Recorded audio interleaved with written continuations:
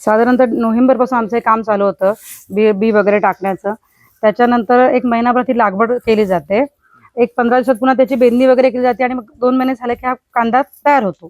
त्याच्यानंतर हे कांदे विणणीचं आमचं काम सुरू होतं. त्याच्यामध्ये हा कांदा अलिबागमध्ये होतो आमच्या जास्तीत जास्त, आणि त्याच्यामुळे आमच्या महिलांना पण रोजगार मिळतो.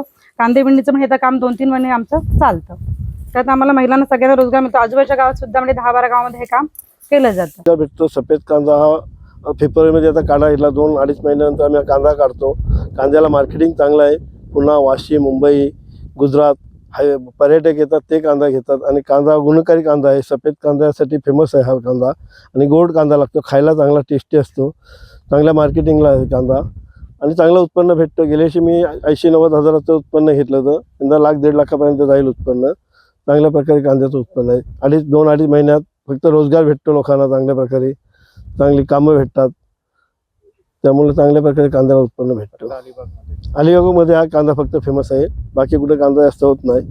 दुसरा कांदा येतो पण तो डुप्लिकेट असतो कर्नाटकी, त्याला केवढा तो जरा करवट लागतो कांदा.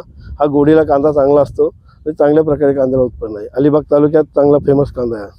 उत्पन्नामध्ये शेतकरी पण अतोनात मेहनत करतो. उत्पन्न वाढले, चांगलं आहे परिस्थिती म्हणजे इथली, आणि त्यातून 4 पैसे शेतकऱ्याला पण मिळतात आणि मजूर करायला काम पण मिळते इथे, अशी परिस्थिती आहे. त्याच्यामुळं ह्याचं एक वैशिष्ट्य आहे, आज अलिबागचा कांदा आज या वेणीमुळं ओळखला जातो. ही व्हरायटी कुठेच मिळत नाही आणि येणारा पर्यटक जो आहे तो कांदा अलिबागचा घेतल्याशिवाय जात नाही. एवढं अलिबागच्या कांद्याची ओळख गेली. अलिबागचं पांढरं सोनं म्हणून ओळखलं जातं.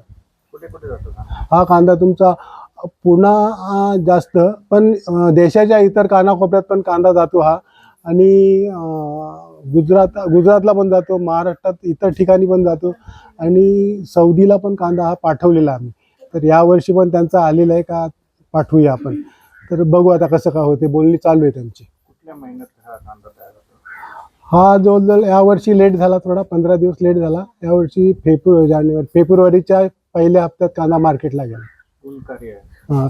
आणि औषधी गुणधर्म असल्यामुळं त्याला मागणी जास्त आहे आणि GI नामांकन मिळाले त्याच्यामुळं कांद्याला. आणि याची एक चव जी आहे ती चवच एक विशिष्ट चव आहे, त्याच्यामुळं कांदा जास्त हे आहे.